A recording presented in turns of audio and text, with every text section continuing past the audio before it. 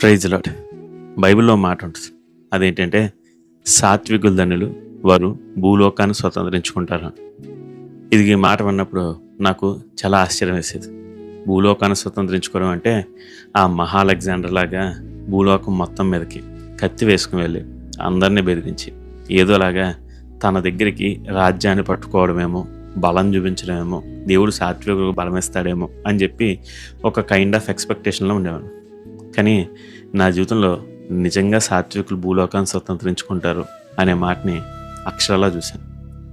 అవును, మీరు ఎప్పుడైనా ఒక సాత్వికంగా వ్యక్తిని చూడండి. ఒకవేళ మీ జీవితంలో అలాంటి ఒక వ్యక్తిని కనిపిస్తే మీరు చూస్తూ ఉండండి. మొదట వాళ్ళు చాలా రిజెక్షన్లు ఎదుర్కొంటారు. వాళ్ళని చూసిన ప్రతి ఒక్కరు కూడా హేళన చేస్తారు. అరే వీడేముందిరా, వీడు మనం ఏమన్నా పడతాడు కదా అన్నట్టే వాళ్ళతో మాట్లాడుతూ ఉంటారు. వాళ్ళని తక్కువగా చూస్తారు, వాళ్ళ మీద నిందలు వేస్తారు, వాళ్ళకి నచ్చినప్పుడు వాళ్ళని తిడతారు, వాళ్ళ మీద పూర్తిగా వ్యతిరేకంగానే ప్రవర్తిస్తారు. అయితే సాత్వికం గల వ్యక్తి వాటన్నిటినీ తట్టుకుంటాడు. అతను నిజంగా చాలా బలవంతుడు. మన బలం మనం ఇతరులని ఎంత గట్టి కొట్టామన్నది కాదు. మన బలం మనల్ని ఒక వ్యక్తి ఎంత గట్టి కొట్టినా సరే ఎంత స్థిరంగా నిలబడ్డం అనే దాని మీదే ఉంటుంది. ఇదిగో సాత్వికులు ఆ బలమే చూపిస్తారు. తన మీద శత్రువు దాడి చేస్తున్నా సరే ఓర్చుకుంటారు. ఇదిగా ఓర్పును బట్టి ఏ వ్యక్తి అయితే శత్రువో ఒకరోజు ఆ వ్యక్తి ప్రాణమిత్రుడైపోతాడు. అడుగులకి మడుగులు వచ్చుతాడు. తన కోసం ప్రాణమని ఇచ్చడానికి సిద్ధపడతాడు. నేను అది నా కళ్ళతో చూశాను. అవును, దేవుని వాక్య సత్యం. సాత్వికులు భూలోకాన్ని స్వతంత్రించుకుంటారు. మీరు పట్టణాలను జయించవచ్చు, కానీ మనిషిని జయించడం అసాధ్యం. ఒకవేళ మీరు దౌర్జన్యంగా అతను జయించినా అతను ఎప్పుడూ అవకాశం కోసం చూస్తాడు. మీరు దొరికితే మిమ్మల్ని కొట్టి పడేస్తాడు. కానీ మీరు ఒక మనిషిని జయించండి, మీరు అతన్ని ఏం చేసినా సరే అతను మిమ్మల్ని నమ్ముతూనే ఉంటాడు. అవును, ఒక వ్యక్తి దగ్గర నుంచి నమ్మకం సంపాదించడం అత్యంత కష్టమైన పని. అదే ఒక వ్యక్తిని జయించడం. ఇదిగో సాత్వికులు అలాగే లోకాన్ని చేస్తారు. యేసయ్య అదే చెప్పాడు, మనం అలాగే ఉండాలి. ఇదిగో ఒక క్రైస్తవ స్త్రీ గురించి ఈరోజు మీతో చెప్పాలనుకుంటున్నాను. ఆమె తన సాత్వికం ద్వారా తన భర్తని, అదేవిధంగా తన చుట్టూ తన భర్త ఉన్న స్నేహితులందరినీ కూడా మార్చేసింది. ఇదిగో అసలు విషయానికి వస్తే, ఒక తాగుబోతు భర్త, ఒక క్రైస్తవ స్త్రీ, ఇద్దరు వివాహం ఆడారు.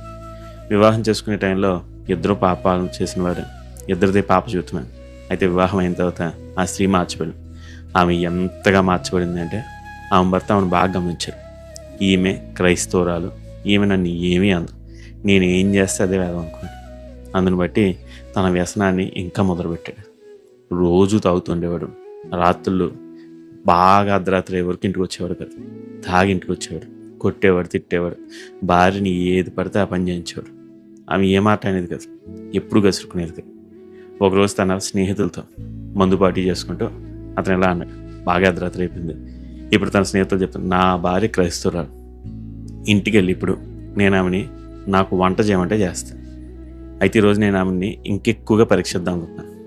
నేను మాత్రమే కాదు, మీ అందరికి కూడా వంట చేస్తాను, నాతో పాటు వచ్చేయండి అన్నాడు. వాళ్ళందరూ అన్నారంట, అదేంట్రా అలా అంటున్నావు, అర్ధరాత్రి అయిపోయింది, తాగన్నావు, మంచిది కాదు, ఆమె నువ్వు చెప్పినట్టు చేయదు, ఎంత క్రైస్తవురాలైనా వాడికి సహనం ఉంటుంది, ఆమె డోర్ కూడా ఓపెన్ చేసి చూడు అన్నాడు.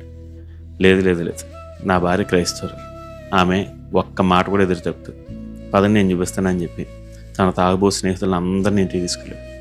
అతను ఆ పని చేయకూడదు కానీ చేశాడు. ఇంటికి తీసుకెళ్ళాడు, తాను కూర్చున్నాడు. వాళ్ళందరూ ఆమె చెయ్యదు అని అనుకుంటూ ఉన్నారు. అతను పిలిచాడు.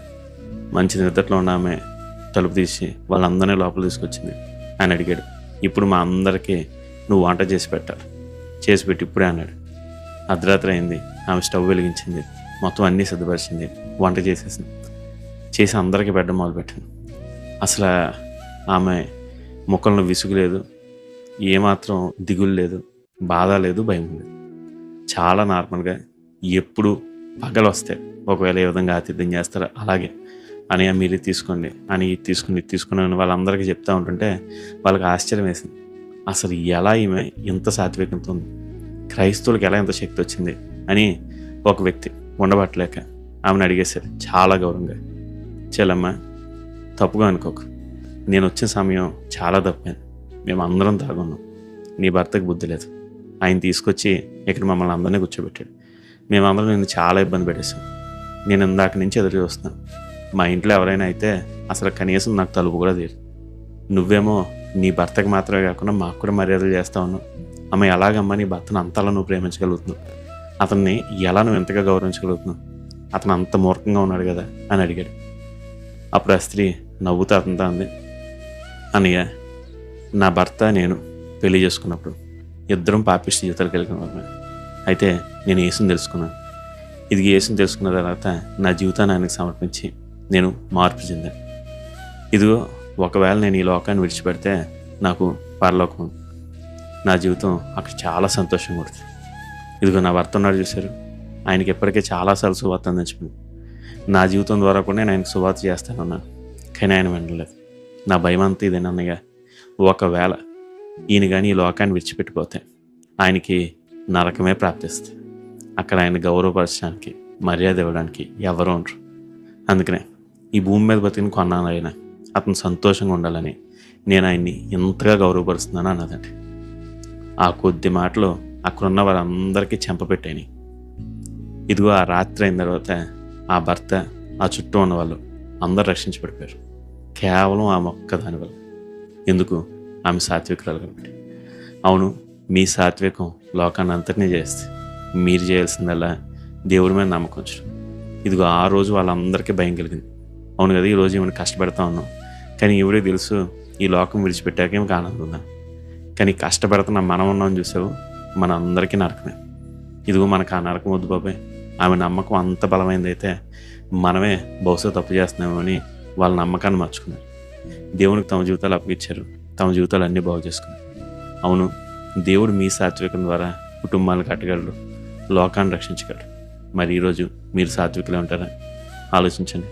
God bless you. Have a blessed day.